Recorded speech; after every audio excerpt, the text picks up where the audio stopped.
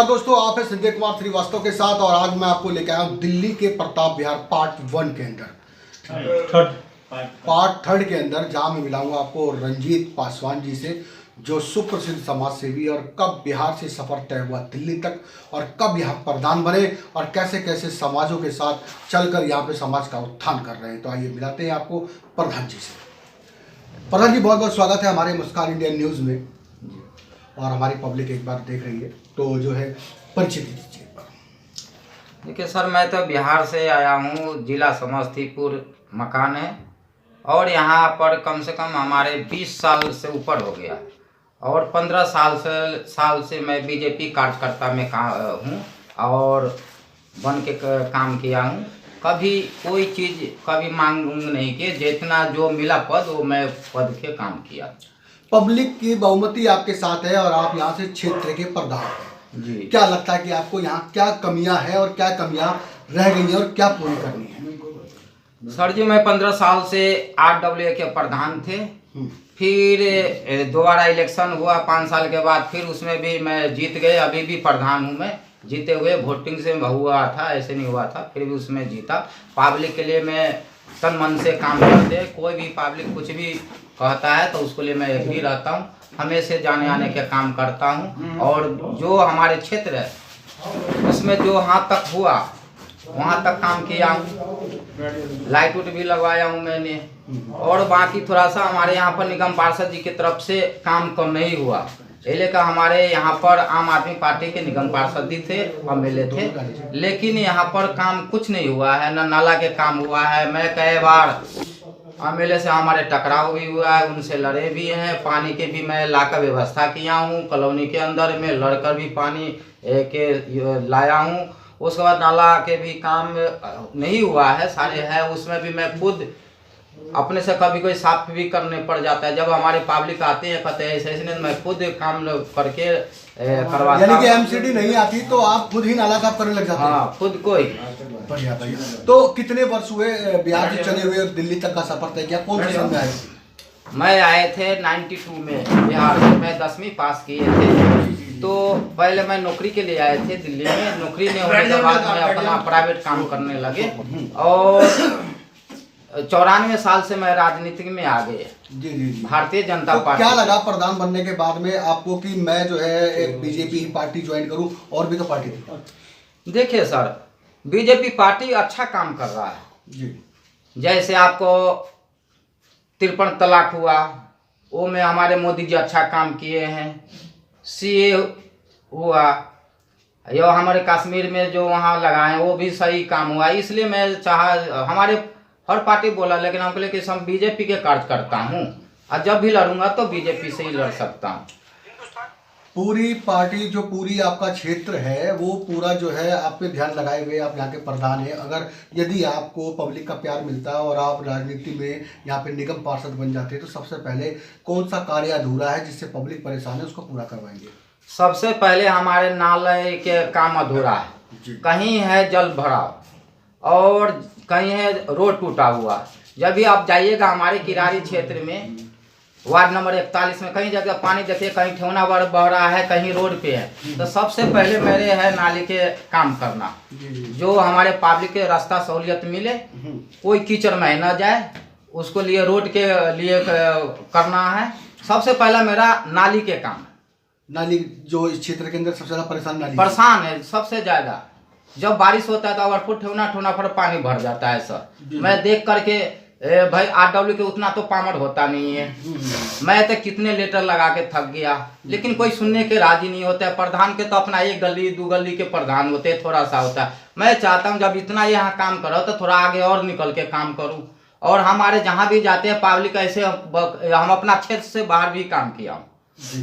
जो भी आया है, एक बार गए थे मैंने तो एक बंदा को कम से कम तो 5 साल से लाइट नहीं बढ़ रहा था। तो एक मेरे को दुकान है बल्ली फट्टा का, तो मैं गए थे, मेरी उसी मकान में बल्ली फट्टा गए थे, तो उसने बोला कि से ये हमारे 5 साल से हमारे एक लाइट नहीं लगता।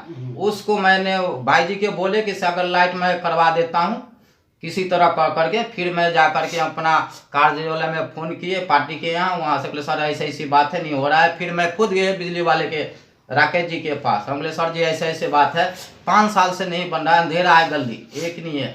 फिर भी उनको 5 दिन के अंदर में 72 घंटा के डेट दिया मेरे को, 72 घंटा के अंदर इतना पब्लिक खुश हो गए सर, हद से ज़्यादा। अभी जहाँ भी जाता हूँ हमारे लिए अमन विहार के क्षेत्र में सारे पब्लिक खुश है। लेकिन मैं सीधा साधा, मैं न किसी को आज तक न किसी को इधर अत्याचार वाले होते वो नहीं किया, नहीं सबसे मिलजुल कर एक बराबर से काम किया। चलिए दोस्तों, यहाँ पे जुड़े रहिए हमारे साथ में। और जो है यहाँ पे रंजीत पासवान जी के साथ में यहाँ के जो है क्षेत्र निवासी भी हमारे कुछ बैठे हुए हैं, तो जानना चाहेंगे, हम उनसे पूछना चाहेंगे कि पासवान जी कितना खरे उतर रहे हैं। क्या नाम हुआ आपका? मेरा नाम अनिल कुमार मिश्रा है। मिश्रा जी कब से जुड़े हुए हैं पासवान जी से? पासवान जी से लगभग 12-13 साल से। क्या लगता है कि अगर निगम के चुनाव में जीत जाते हैं पासवान कुछ कार्य करेंगे? बिल्कुल करेंगे। इसका एक ना एक वो बताइए हमें कि यहाँ पे क्या कार्य किया इन्होंने, प्रधान पद पे थे।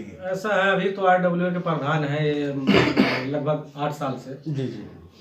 तो काम तो आदमी करना चाहता है, लेकिन यहाँ RWA को इतना अधिकार नहीं है कि वो स्वयं जो है कुछ करता है। जी जी जी। बिना विधायक या पार्षद या किसी की मदद से। इनके पास तो RWA कोई फंड है नहीं जी जी जी जो ये कर पाए। तो लगता है कि उम्मीद है कि आप अगर पार्टी से जुड़ गए तो और आगे जीतेंगे तो पूरा काम हो पाएगा। जी, पूरा विश्वास है, पूरा भरोसा है। और कॉलोनी में सबसे मिलजुल के रहने वाला व्यक्ति है। अच्छा अच्छा, प्रेमी आदमी है। प्रेमी आदमी है, समाज सेवा में तत्पर रहते हैं। चलिए दोस्तों, यहाँ पे जुड़े रहिए। यहाँ पे कुछ भाई लोग बैठे हुए हैं। जी भाई साहब, नाम जानना चाहूँगा आपका? महेश मिश्रा। मिश्रा जी, आप भी काफी दिन से जानते होंगे लमसम। जी जी।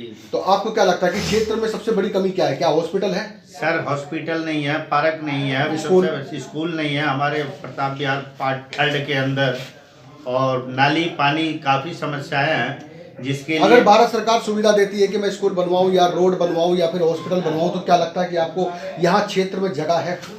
जगह सर DDA की जगह है, इसमें अगर ये लोग चाहेंगे तो हो सकता है, और पब्लिक चाहे और साथ में MLA विधायक चाहे तो।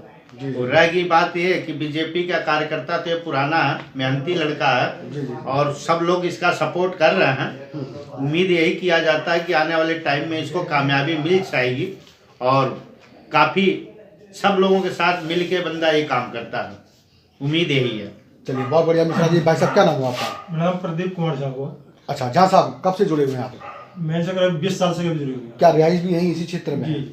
तो कैसे कैसे कॉलोनी के अंदर क्या क्या वारदात, क्या क्या घटना हो रही है यहाँ पे? सर यहाँ पे घटना फिलहाल तो भी कुछ नहीं हुआ है। पानी को लेके, जल भराव को लेके, पानी कानून व्यवस्था, चैन झपटमारी, चोरी होता है। यहाँ पर चोरी है, गजेरी सब है, गलत लड़के सब जो है यहाँ पर जो है काफी जो है यहाँ पर जो है उत्पाद करता है। और पानी मेन समस्या पर हमारे ब्लॉक में पानी की समस्या है।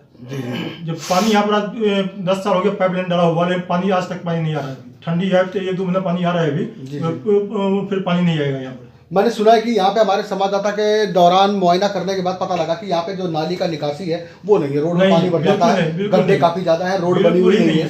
सर बिल्कुल ही नाली की निकासी नहीं है यहाँ पर, न तो नाली की निकासी है न तो रोड है। कभी नजदीक MLA निगम पार्षद के पास नहीं गए? सर कितने बार निगम पार्षद के पास भी गए हैं, MLA पास भी गए हैं, हम लोग धरना प्रदर्शन भी किए हैं और मटका रोड भी जाम किए हैं, लेकिन कोई सुनवाई नहीं हुआ। सीधा MLA ये कहता है जो रहना है तो मकान पे चले जाए, जिसको यह पसंद कॉलोनी। पासवान जी नई उम्मीद आपके सामने बैठे हुए हैं, क्या कहेंगे? पासवान जी पूरा भरोसा है इनके ऊपर। हाँ, और ये हमारे समाज से भी गए, ये अपना पूरा तन मन धन लगा के कॉलोनी के लिए अर्पित रहते हैं। 24 घंटा अपना काम काज छोड़ के पब्लिक के लिए अर्पित रहते हैं। चलिए दोस्तों, यहाँ पे मैं बता दूं कि जो है मैं पार्ट 3 के अंदर यहाँ पे खड़ा हुआ हूँ, और जब इस सभी सहपाठियों से मैंने बात किया, ये भाई साहब के साथ जुड़े हुए पासवान जी के साथ, और पासवान जी की जो मेहनत है, रात दिन कड़ी मेहनत करके देखते हैं क्या रंग लेके आती है। तो जुड़े रहिए हमारे साथ में। फिर हम पासवान जी के साथ में क्षेत्र में दिखाएंगे आपको, मोहल्ला भी दिखाएंगे कैसे और क्या मेहनत और क्या प्रधानी पद पे ये काम कर रहे हैं। तो जब तक के लिए आगे दीजिए नमस्कार। सुजय कुमार श्रीवास्तव, मुस्कान इंडिया न्यूज, कैमरामैन विक्की के साथ, दिल्ली। क्या नाम हुआ भैया? मैं नौजवान दोस्त। हाँ, मेरा नाम रजनीश ठाकुर है और मैं D1 ब्लॉक प्रताप विहार पार्ट 3 का जो क्षेत्र है, जिस क्षेत्र में आप आए हो, पहले तो आपका बहुत अभिनंदन हमारे क्षेत्र के अंदर, क्योंकि हमारी मीडिया से अक्सर ये शिकायत रहती थी कि हमारे क्षेत्र को जो है कोई आगे जो है नहीं लेके आता, या उसकी समस्याओं को जो है वो जनता जो बड़े लेवल पे जो है, या मैं यूँ कहूँ कि जो जनता प्रतिनिधि है वहाँ तक नहीं पहुँचा रहा था। बहुत बहुत धन्यवाद आपका हमारे क्षेत्र में आने के लिए, और आपका बहुत स्वागत है। आपके क्षेत्र में एक चमकता हुआ सितारा रंजीत पासवान जी, आपकी उम्मीद क्या कहना चाहेंगे? देखिए, मैं ये मानता हूँ कि जो इस बार जो 2022 का जो एमसीडी का इलेक्शन दिल्ली में है ना, वो हवाई जो नेता है और ज़मीनी जो लोग हैं उनके बीच की लड़ाई है ये। और रंजीत पासवान जो है वो एक ज़मीनी कार्यकर्ता ही है, और कार्यकर्ता भी रहे और एक ज़मीनी नेता भी है। और इसके तहत जो है, जो कहते हैं ना कि क्षेत्र के लोगों से जुड़ने वाला इंसान चाहिए। क्योंकि आप देखेंगे कि जो 1992 में जब 73वें और 74वें आपका जो कॉन्स्टिट्यूशन अमेंडमेंट के बाद जब एमसीडी की व्यवस्था शहरों के लिए और पंचायत की व्यवस्था गांव में लाई गई थी, तो इसका मुख्य कारण क्या था? गांधी जी क्या कहते थे? वो ये कहते थे कि भाई पंचायत में जो लोग बैठेंगे वो गांव के ही अपने लोग होंगे और अपने लोगों की सहमति और उनके साथ के साथ जो है अपने क्षेत्र का विकास करेंगे। आज हमारे क्षेत्र में ऐसे ही नेता की कमी हो रही है जो जनता के बीच का हो। ऊपर से जितने भी पार्टियों का अभी मैं देख रहा हूँ लगातार कि वो जो है जितने भी नेता लेके आ रहे हैं वो बाहर के लेके आ रहे हैं।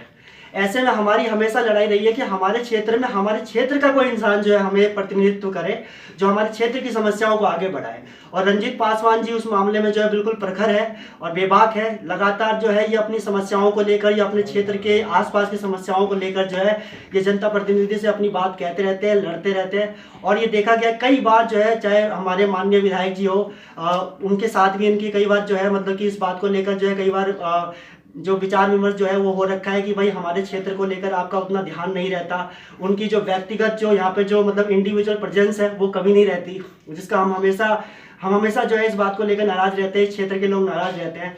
मैं आपको एक बात बताना चाहता हूँ, देखिए क्यों क्षेत्र को लेकर मैं ज़्यादा इसको और क्षेत्र के लोग और क्षेत्र के एक ज़मीनी कार्यकर्ता या नेता की हम क्यों डिमांड कर रहे हैं, इसका एक मुख्य कारण है। हमारा जो ये पूरा क्षेत्र है, इसका भूमंडलीय अगर क्षेत्र अगर आप देखेंगे तो इसके अंदर एक हिस्सा जो है वो क्या है कि डीडीए के अंदर आता है, एक हिस्सा जो है जिसकी जिम्मेदारी जो है वो दिल्ली सरकार के अधीन है और एक जो है उसकी जिम्मेदारी एमसीडी के पास है।